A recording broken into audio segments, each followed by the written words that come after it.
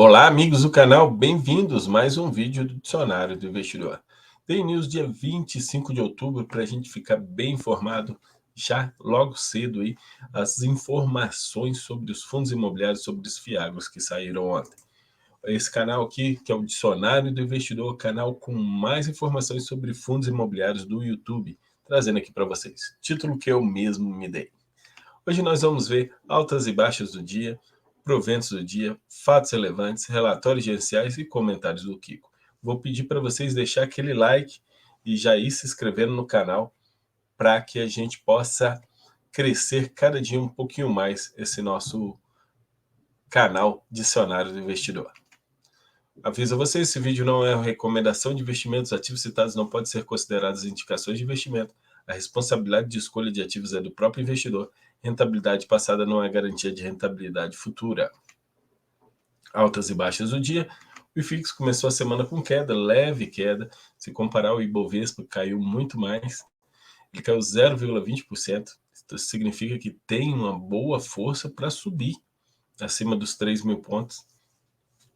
Então, já me deixa otimista aí, fechando em 2.993 pontos a segunda-feira. Entre os fundos imobiliários de modo geral, a maior alta foi do FAMB 11, 7%, RMAI 11, 4%, NSLU 3,89%, MGFF 11, subindo 3,76%, VIF 11, 3,54%, CCRF 11, 3,23%. Entre as maiores quedas, CTXT 11, 10,69%, XPHT 11, 6,58%, NIO 11, 3,98%. Esses três estavam nas maiores altas ontem. Na verdade, esses quatro, o ULG 11 também. E também uma queda muito grande aqui no RECX 11, caindo 3,76%. E o MCHY caindo 3,48%. O MCHY estava com ágio muito grande.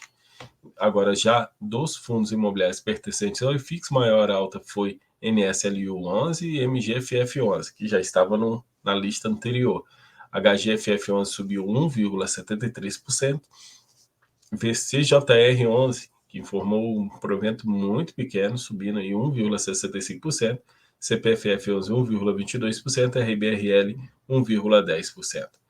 HGBS 11 caindo 2,14%, mas já está acima de R$200.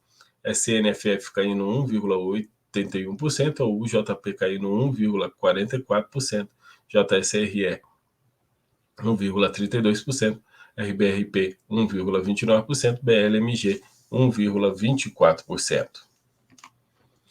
Entre os fiagros, maior alta, bem pequena, 0,79% foi o OIAG11, o Orinvest Innovation Agro. Está R$ 10,29. O dia desse estava R$ 9,22, né? Muita diferença. As outras altas foram bem pequenas altas. Já nas maiores baixas, também nada muito expressivo, maior do VCRA 11, caindo 1,56%.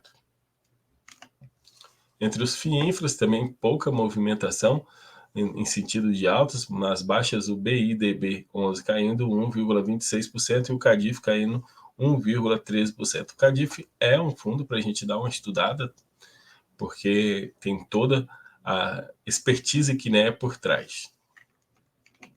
Fonte de dados statusinvest.com.br. Proventos e anúncios dos proventos. Ontem nós tivemos anúncios proventos do Edgar 11 e do BTRA 11. O Edgar informou 10 centavos, que dá um dividend yield de 0,57%, que aumentou o provento 10%. Tem um pequeno erro aqui nesse aumento, tá? Então, a evolução nessa coluna aqui, desconsiderem, tá bom, pessoal? O PVP atual está 0,28, PVP anterior 0,31. Já o BTRA 11 teve 80 centavos, esse teve um aumento de 10 centavos no provento, tá? Ali está evolução de 90, mas na verdade era 9%, eles estão com um erro aqui de casa decimal. O dividend yield dele deu 0,89, algumas pessoas esperavam que voltasse o BTRA aos 90 centavos, mas ficou aqui na casa de 80 centavos, mas é um aumento de provento, dá um dividend yield muito bom para um fundo de terras agrícolas. PVP atual 0,87, anterior 0,85. E o SNES, que informou na sexta-feira passada, mas estou trazendo ele aqui para a tabela, 11 centavos, dividend yield de 0,35%, PVP atual dele 0,38. Fatos relevantes comunicados ao mercado, começar com BTLG e BLCP, 2 páginas. Foi celebrado nessa data o instrumento de protocolo justificativa de incorporação do fundo de investimento. Então, os dois vão ser protocolados em virtude da consulta formal que foi apurada no dia 11 de agosto. E nesse sentido, conforme indicado o protocolo na tabela abaixo, cada cota do fundo incorporado será substituído e convertido por 0,89. Então, quem tem uma BLCP11 terá 0,89 do BTLG11.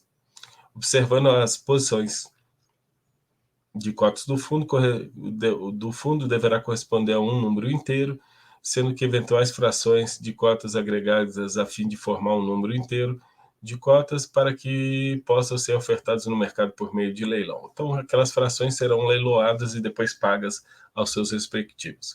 A relação de troca foi definida com base nas perspectivas de rentabilidade futura dos ativos imobiliários integrantes da carteira. Ficou até bom, né? O BLCP vai receber 0,89, eu achava que seria melhor um 0,93 por aí, mas vai receber 0,89 de cotas do BTLG11. As pessoas perguntam como é que calcula o preço médio. Na verdade, vai dar um pouco de trabalho, porque esse número aí, pode-se dizer que você vai pegar esse número 0,89 e você vai pegar o preço médio hoje que você tem pelo BLCP11 e vai dividir por 0,89, vai dar o seu preço médio para o BTLG11. Dá um pouco de trabalho, mas é assim que se faz. Game 11 anunciou a segunda emissão de cotas, a Guardian fazendo emissão de cotas. Essa é uma oferta restrita, montante total de 18 milhões de reais. É pouca coisa. O fundo vai crescer 10%. Muita gente ficou decepcionado com o preço da emissão, R$ 9,01, e a taxa de 2 centavos, a taxa bem pequena mesmo, e dá um preço de R$ 9,03. Eu acho que o fator de proporção é bem pequeno, só que quem tiver 10 cotas tem direito a uma, e a data base será dia 27 de outubro. O preço de mercado está R$ 9,51 e o valor patrimonial R$ 9,78. Então é baixo, muito abaixo do valor patrimonial e abaixo do valor de mercado. Está dando um bom ágio de 5%. Então as pessoas podem querer arbitrar bem nessa emissão do Game 11. Deva 11 anunciou o final da sua oferta restrita e captaram um total de 13.814.000, somente 13.814.000. Os recibos das cotas subscritas serão convertidos de acordo com os procedimentos operacionais e autorização da B3. Então vai demorar ainda um pouco para a conversão. Normalmente o Deva 11 espera o anúncio dos proventos e anuncia logo em seguida. Galg 11 protocolou na CVM uma nova oferta pública. Quarta emissão de cotas, serão emitidas 11 milhões de novas cotas. A cota custa hoje por volta de R$10, então a gente pode dizer que eles vão captar uns 110 milhões de reais. E como é uma oferta pública, a gente ainda não tem dados como preço, database e fator de referência. Aguardar que eles emitam um prospecto preliminar ou prospecto definitivo assim que a CVM autorizar a emissão. Vigia 11 informou o final da sua emissão de cotas. Eles queriam captar 300 milhões de reais, captaram 360 milhões. Então, captaram todo tudo mais um montante adicional de 20%. O RPR11 informou a liberação das cotas da 7ª emissão de cotas no dia 27 do 10. Então, dia 27 do 10 já estarão sendo negociadas as novas cotas. Duas coisas que eu achei. Pela primeira vez, eles estão liberando as cotas antes do anúncio dos proventos, e bem pouco antes do anúncio dos proventos. Poderia ter aguardado para depois do anúncio dos proventos para liberar as cotas. De duas, uma. Ou o próximo provento, devido à deflação, vai vir muito ruim, então já liberando as cotas agora, ou vai vir nova emissão logo em seguida no RPR11. Então vamos esperar para aguardar. Isso eu estou falando duas coisas, experiência minha, ou o provento vai vir muito ruim, ou eles já vão lançar aí amanhã ou depois e já vão estar falando de nova emissão de cotas. Relatórios gerenciais. RBRX11 é o multimercado da RBR, ou multiestratégia, perdão, não multimercado, multiestratégia da RBR. Para outubro, anunciamos uma distribuição de rendimento de R$ 1,50, dividend yield de 20% anualizado, muita coisa, né? Em relação ao fechamento das cotas, encerramos o período com a reserva de resultado de 69 centavos e o dividendo do mês de 1,50 foi acima do guidance de dividendos até dezembro, que é de 1,30 a 1,40. Então, eles têm um guidance de entregar dividendos de 1,30 a 1,40 até o final do ano. E agora reajustaram, né, o guidance para 1,50 a 1,60. Caramba, então os dividendos do RBRX vai vir muito altos daqui nos próximos 3 meses. Temos a expectativa de entregar 1,50 para os próximos 3 meses. O dividend yield anualizado de 21%. MGFF11, o dividendo de 55 centavos ao mês, anualizado dá 10,27%, retorno total de 0,63 contra o resultado do IFIX de 0,49. A variação da cota no mercado mais o dividendo distribuído renderam menos 1,08. Então, caiu, né, bem a cota no mercado. O volume médio de negociação aproximadamente de R$ 1 milhão no mês. XPIN11, XP Industrial, a distribuição de 64 centavos foi informada no dia 18/10 aos detentores do ticker XPIN, que corresponde ao dividend yield anualizado de 9,3% em relação ao fechamento de cotas. É um bom dividend yield. Rendimentos declarados serão pagos dia 25/10. Diante da pulverização do portfólio de uma dinâmica de antecipação adotada por alguns locatários, a gestora busca, observando a legislação, adotar uma estratégia de uniformização de distribuição de rendimentos em consonância com o fluxo de caixa no semestre e condicionando a existência de resultados acumulados historicamente pelo fundo.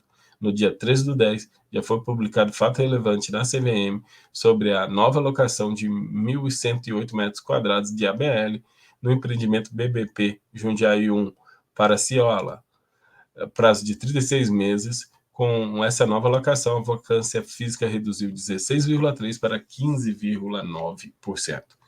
Reduziu pouco, mas reduziu a vacância. Acredito que chegando a vacância aí aos níveis de 8%, o resultado começa a ficar muito interessante no XPI 11. Life 11 lançou 3 relatórios ontem, eu peguei só o de setembro. Deu para ficar bem claro que a pegada deles vai ser a high yield. No mês de setembro, o fundo seguiu entregando retornos atrativos aos seus investidores com resultado de 163% em relação ao CDI. Desde o início das operações, o retorno acumulado do fundo é de 189% do CDI. Seguimos confiantes em nossas estratégias de alocações no cenário macroeconômico corrente, com a Selic ainda elevada até o início de segundo semestre de 2023 e a inflação em níveis moderados no horizonte de curto e médio prazo. Seguimos com uma alocação predominante a operações indexadas à inflação, aproximadamente 75% da carteira investidas, mas ampliamos ao longo dos últimos 2 meses exposições e operações corrigidas pelo CDI e atingimos o nível de 25%. XPCA 11, durante o mês de setembro, a equipe de gestão permaneceu atenta às oportunidades apresentadas pelo mercado de CRAs, com destaque à aquisição de 3 novos ativos, conforme apresentados na página 8 desse relatório. Em paralelo com a compromisso célere de alocação do caixa, algumas operações estão em fase final de diligência, as quais devem ser desembolsadas em breves. Com isso, espera-se contribuir para maior diversificação e pulverização do portfólio entre os devedores e setores e regiões de agronegócio brasileiro. Ao final do mês, o fundo estava com 16 ativos de interessante relação risco-retorno na visão da equipe de gestão, sólido risco de crédito e robustas estruturas de garantias. XPCA 11 se estruturando como um dos maiores fiagros da Bolsa. Falando em fiagro ainda, SNAG 11, prezado investidor, no mês de maio, perdão, pessoal, eu cliquei em um e trouxe outro, né? Na verdade, isso aqui é o SNCI 11, e eu cliquei em um, acabei copiando de outro a carta. O relatório era o que eu tinha aberto, mas a carta veio, a carta do SNCI. Então, inclusive, a gente já até leu essa carta anteriormente aí. Terão os direitos pagos proventos de 1,40 no mês. Deixa quieto. Ainda inclusive, o prezado investidor no mês de maio, a coisa bem atrasada. Peço desculpa a vocês, copiei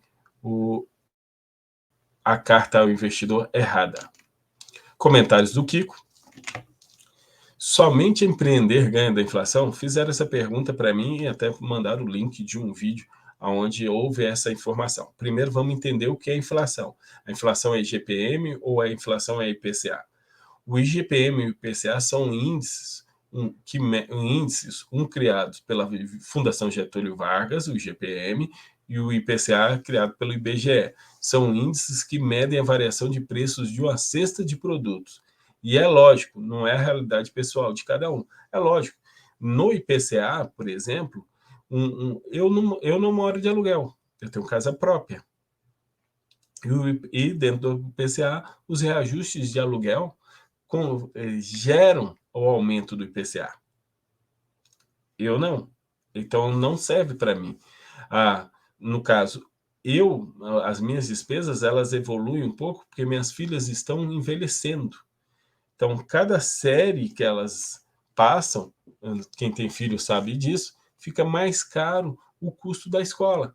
Então, a minha inflação acaba sendo um pouco mais alta do que o IPCA também por causa disso. Não é só o supermercado que define a inflação. São uma série de coisas. Mas cada um tem a sua inflação pessoal. E essa sua inflação pessoal seria o aumento de suas despesas. E quem é bem organizado, faz planilha todo santo mês, consegue ver isso muito bem ano após ano. Eu consigo saber, ano após ano, a minha inflação pessoal do ano passado para esse ano, ela subiu mais do que o IPCA. A minha inflação pessoal foi por volta de 22% no ano de 2021. Eu não mensuro mês a mês, eu mensuro ano a ano. Então, meus gastos aumentaram 22% de janeiro de 2021 para janeiro de 2022. Eu tenho esses controles ano a ano desde 2017, quando eu comecei a fazer esse controle ao pé da letra. Então, eu consigo ver a minha inflação. Agora, nem todo mundo consegue ver isso. Então, quem não consegue ver isso, a gente segue os índices da inflação brasileira, que é o IGPM ou o IPCA. E ainda, continuando, então, somente empreender ganha desses índices? Para começar, para mim, empreender não é investimento. Empreender, para mim, é trabalhar. É trabalho. E todo trabalho é para gerar renda. Se você está trabalhando, seja como funcionário, seja como empreendedor, seja como estagiário, é para gerar dinheiro. Todo trabalho. E investir é colocar o dinheiro para gerar dinheiro e não trabalhar para gerar dinheiro. Então, quando você vai investir, você coloca o dinheiro para gerar dinheiro. Empreender, não. É você trabalhando para gerar dinheiro. Então, não comparo empreender, logo, comparar empreender e a inflação é errado.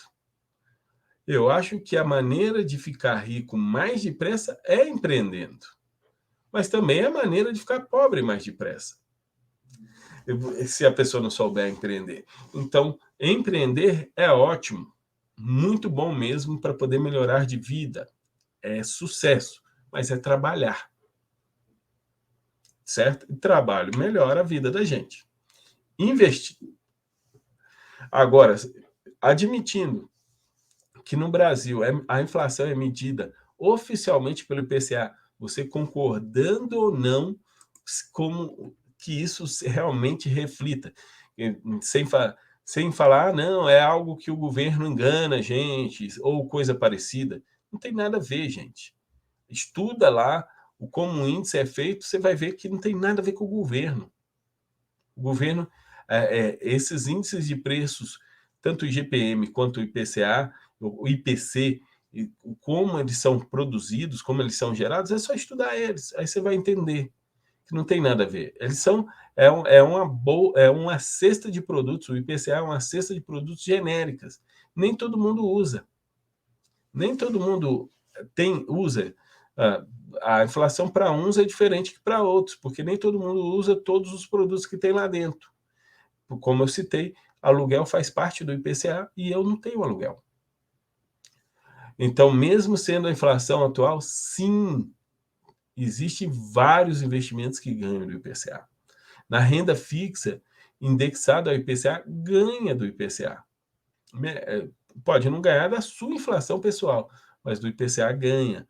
Seja o Tesouro Direto IPCA, seja CDB indexado ao IPCA, LCI indexado ao IPCA, ganham do IPCA. Bons fundos imobiliários, seja de papel ou de tijolo, também ganham. O IFIX, você pode comparar, o IFIX ganha da inflação no decorrer dos últimos 10 anos. Ações, aí eu nem cito, ações ganham de lavada da inflação. Então, investir em ações. Estão aqui investimentos que ganham da inflação. Empreender, para mim, não é investimento. Empreender é trabalho. É trabalho. Pessoal, encerrando por aqui, vou pedindo a vocês que deixem aquele like. Quem não for inscrito, por favor, se inscreva no canal. Um grande abraço a todos vocês. Que seja uma excelente terça-feira. Hoje inicia a reunião do Copom, que deve manter a taxa Selic, mas só o resultado da reunião só sai amanhã, ao fim do dia. Então, deve manter a taxa Selic em 13,75%. Muito obrigado a todos e até a próxima, pessoal.